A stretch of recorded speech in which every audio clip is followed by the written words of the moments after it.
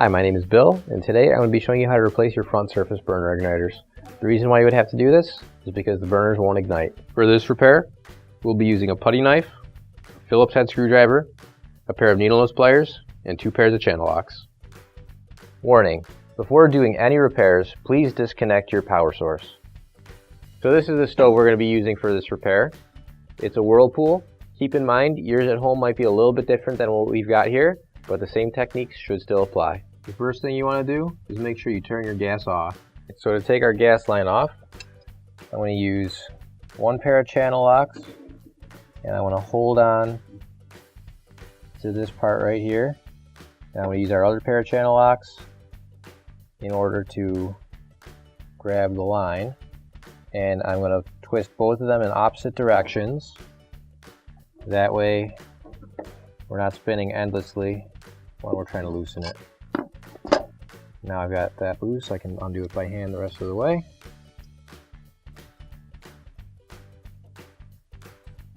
So the next thing we're going to do is remove the grates from the top of the stove, as well as the burners and the burner caps. And now I have to remove all the burner screws from the stove top.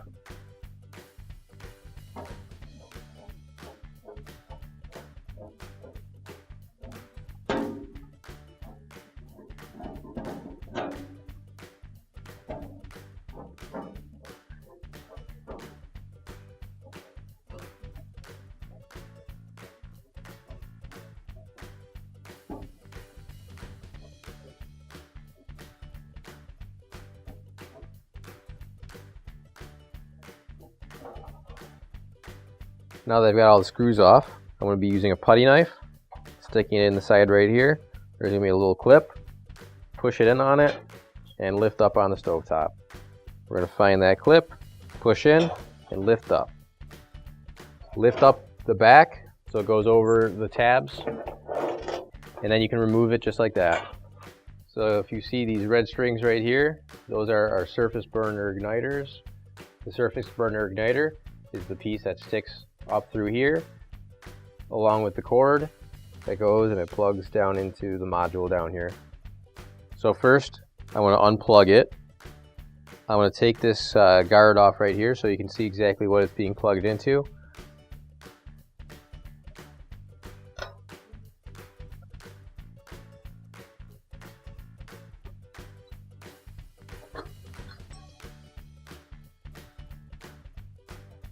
With that unscrewed, should just come right out. So that right there is the wire we're going to unplug. That's the wire attached to the igniter that's not working.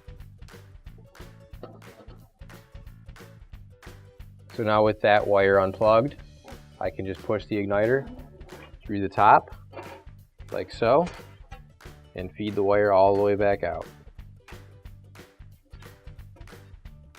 Now, you can grab your new OEM replacement surface burner igniter.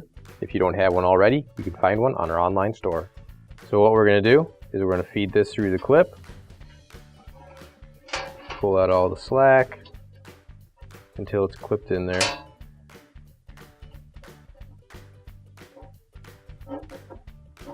And just push it down until it locks into place. And now all we have to do is plug it in. There we go. So these are all plugged in. So now we can put it all back together.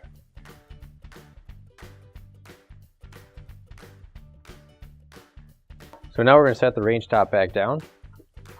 And I'm going to make sure that I get this lip on the back on top of these tabs right here.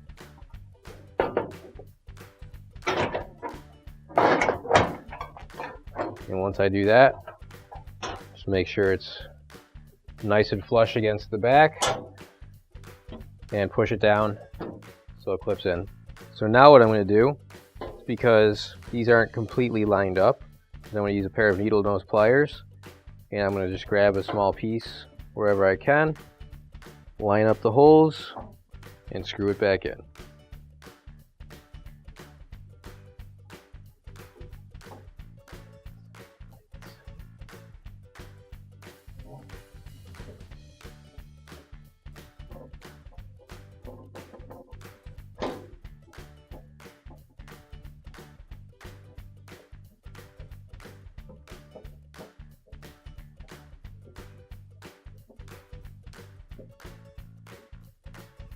Now that that's all screwed down, I can put our burners and burner caps back into place.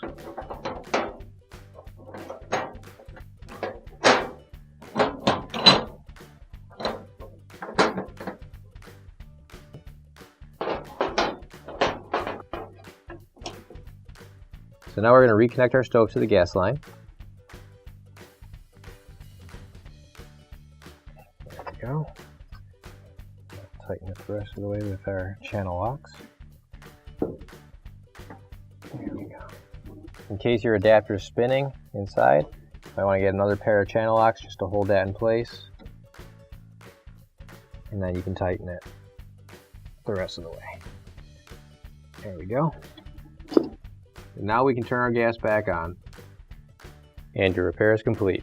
Finally, don't forget to plug in your appliance. If you need to replace any parts for your appliances, you can find an OEM replacement part on our website, PCApplianceRepair.com. Thanks for watching, and please don't forget to like, comment, and share our video. Also, don't forget to subscribe to our channel. Your support helps us make more videos just like these for you to watch for free.